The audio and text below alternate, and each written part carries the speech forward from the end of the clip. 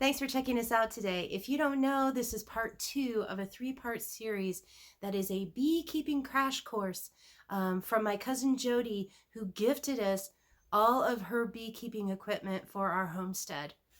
In this video, she imparts to us a ton of knowledge while we are unloading the truck, demonstrates how things are done, and just shows us a whole lot.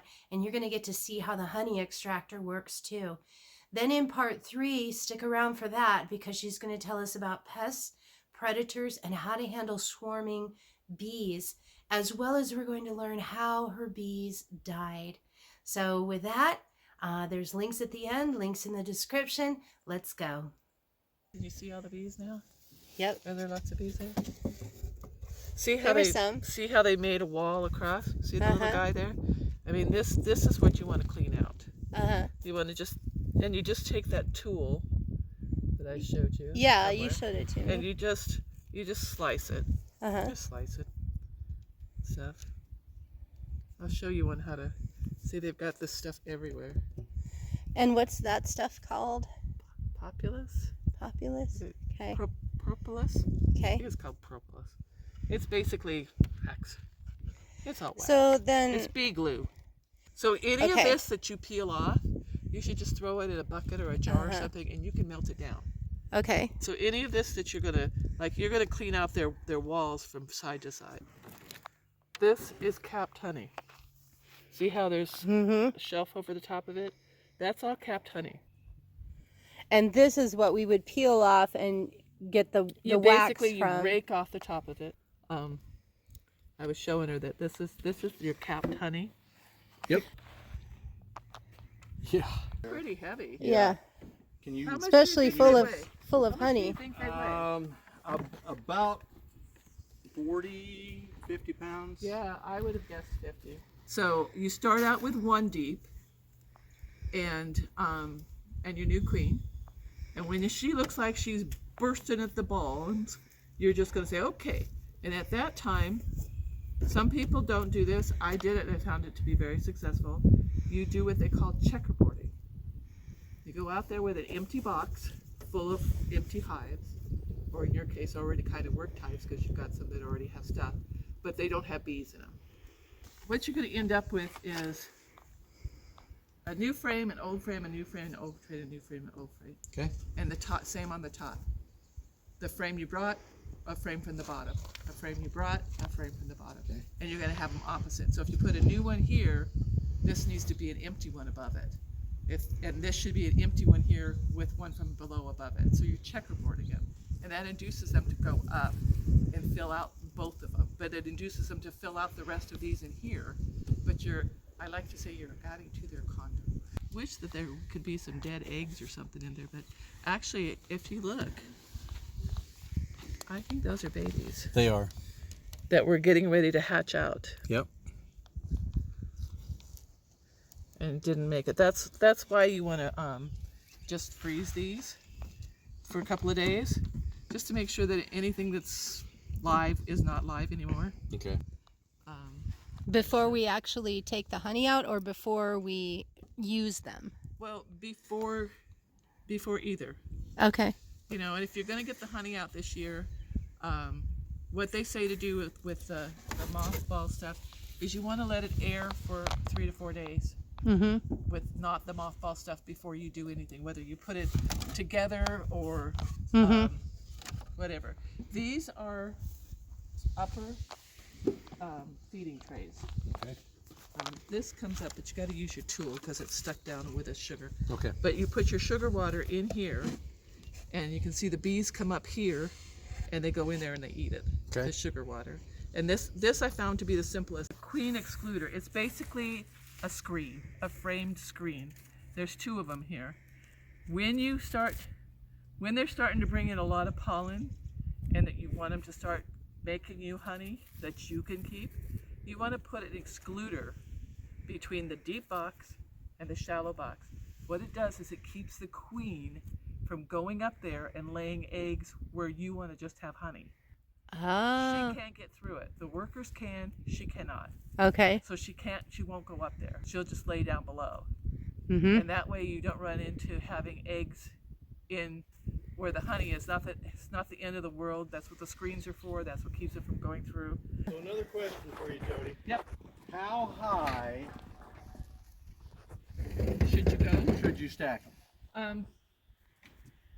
Personally, I wouldn't go higher than 2 deeps and two supers at the most. So you're talking about 4. Yeah, and because the supers are the shorter ones, the less higher ones. Because the whole thing is, if you've got that many bees, you probably need to make another hive. You probably need to split them off, get another queen, and make another hive. Okay. But it also depends on the time of the year. You're not, here is like Ohio, by September or so, you should be maybe have already done honey and taken everything you want. Probably best to do honey no later than August, to take the honey no later than August. That gives them time, because they've got about a 2-month window to refill that with stores for them to survive with. And when you take the honey, say you've got 2 stacks of the deep and you've got 2 of them top. Now you're going to take your honey and you're going to look at those, and you're only going to take the frames that are capped. If they're not capped, don't mess with it, because the honey's too wet. So you're just going to take what's capped. The rule of thumb is, if you go like this, does it shake off honey or not? If it doesn't shake off honey, you're good. If it shakes off honey, it's probably not ready. And so you're going to take all those off. So say half of those, or 2/3 of those are ready to go. So you're going to leave the other ones in. I would figure out a way to maybe mark the top of it to know that you left it. And when you've extracted everything, your really best bet is to go and take those and put them back on the hive for a day or 2, the ones that you extracted, and then take it back, because they'll clean it up. Okay. They'll make it not a mess, and then it's nicer for you to store. But you don't want to leave that all winter, because just like what happened, they have too much room. There's too much air in there, too much for them to have to keep warm. This is a, I don't think of what it's called. Basically, it's a door.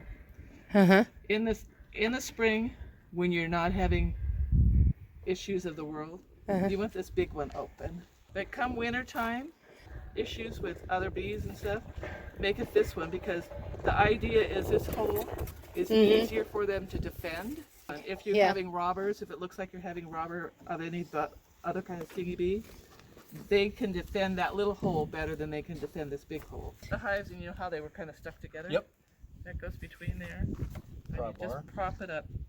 And sometimes you have to do all 4 depending on how clever they were this week. Just pop them up. And then this, we have this little tool is made to do this with it. See how it has a little lip? Yep. You take that and you go like this, and you start it. And you do it on both sides. I like that. And then you can grab hold of it and pull it up. See how this is broken away? Yep. That's because we harvested that. This, when you're checking the bees, you take out, if there's space, you can put it there. But if there isn't, you take out your first frame and then you hook that on there. And then you can take each frame that you take out And set it on that. and set it there, so that when you put your frames, you know exactly how you want to put them back. They kind of like order. And unless you want to force them to say this one out here, or has nothing in it, let's say, and these in here are all done, I would take this one and I would pull it this way. So put the ones Maybe in the one middle or that you two. want to develop. Yes, because they develop from the inside out. Remember how I was telling you there was a one that looked more like a crowbar? Yep. That one looks, this is what came with it. This is one I bought later that I kind of like better because it gets the stuff out better. And then these are mouse guards. My mentor made them for me. He's a make-do kind of guy, sort of like you.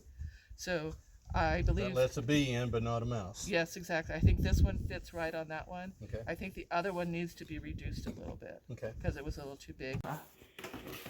Schmoka. Okay. That one you might want to put in the house.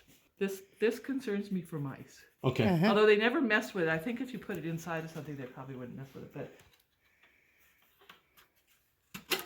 See how crappy it is? Well, this was what I have in my boxes, but Yep. see how crappy this is? Yep. If you use your torch and just clean that all out like you were cleaning out the chimney, Mm-hmm. and in the bottom of here, there's a little tray that has just little legs on it and holes, and all it is to keep the stuff up so the baffles go underneath it. That makes sense? Mm-hmm. It does. So you got cleanup. Uh-huh. The extractor. Hose and water. Really? Just hose and water? Hose and water. Cold water. When you're extracting any of the honey stuff, cold water. Hot water just makes it run all over the place. Cold water gets it out. And as far as that goes, you would throw a little bit of your Dawn in there, squirt it all around, and just let it rinse out and let it sit out in the sun and do its thing. Did you see how it looks inside? No, I didn't. We had to close the lid because it kept popping open on us in the truck and the time we were, I think.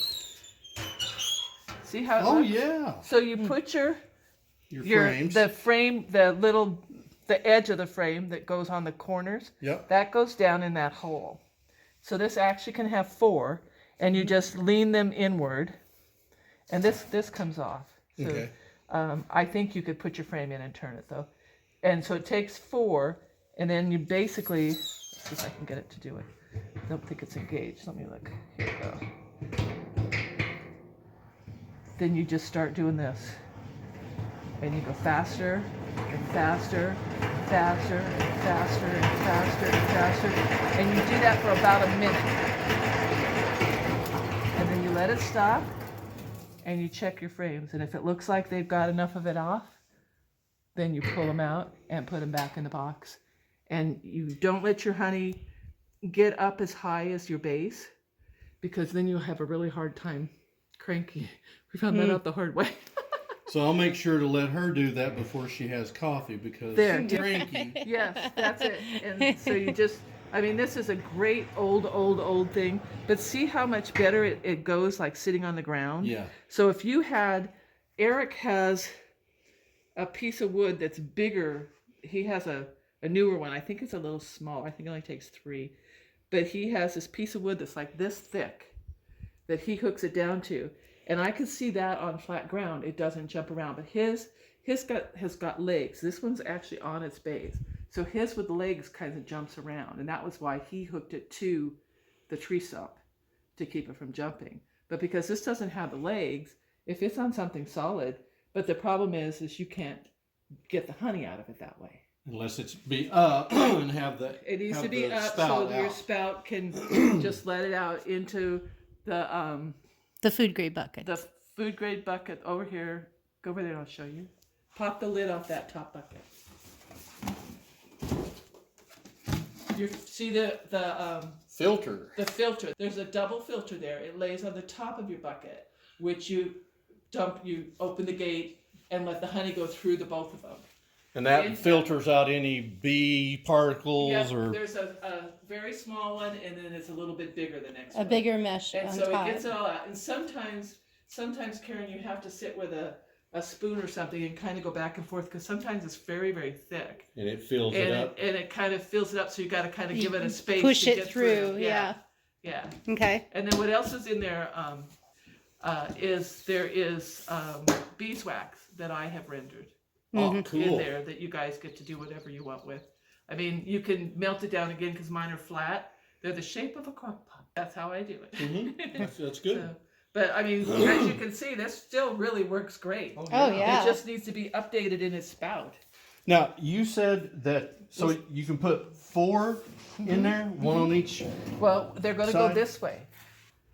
So these go in here like so, and then you're going to turn them this way, so that is in the indentation there. See it? Yep, I see. And then this one's going to go in here like so, the same way, Yep. and then your other 2 would go the same way. Right. And then you start with centrifugal force, and it throws it off Right. into the sides of the bucket and down to the bottom. Does that make sense? It does. Yeah. So that, And I see what the notch is down there. yeah, for. it's to hold the edge of The the frame. frame. Yeah. I knew show and tell would be better. Also on these, I mean, you can decide in your future whether you want to have this kind of a frame or not. But these just pop in and out. So if you feel it, you can feel the wax on them. Yeah. You can feel just a little bit. That's to attract them. And if you ever feel you have these up in the super, say you put new ones that haven't been worked, you should be good with the new ones because they're going to go for it. If you ever put new ones up there and it doesn't look like they like them, like they're not doing anything, you can either take some of that beeswax, melt it down a little bit. I saw a lady, and this is what I was going to do, is she melted it down, she put it in a toilet paper roll and used it like a crayon. Yeah. And then she kind of warmed the end and just crayoned them. And so that induces them to get on it more. Another thing that I did was spray it with sugar water. Not a whole bunch, just get a spray bottle and sometimes when you're working the bees, and let's say you're just going to go out and do a quick thing, like maybe go out and give them some sugar, nothing else. You can just go with a spray bottle of sugar water and just hit them a little bit with it because they're going to spend time getting that stuff off of themselves and not coming after you. You want to be chilled when you go out there. You don't want to be feisty. You don't want to be grumpy. You also can learn to make your own queens. And you can sell queens. If you have the patience to do that, you can get $50 to $60 a queen. You read. Watch YouTube, YouTube. Ask questions, listen, and then decide what's best for you.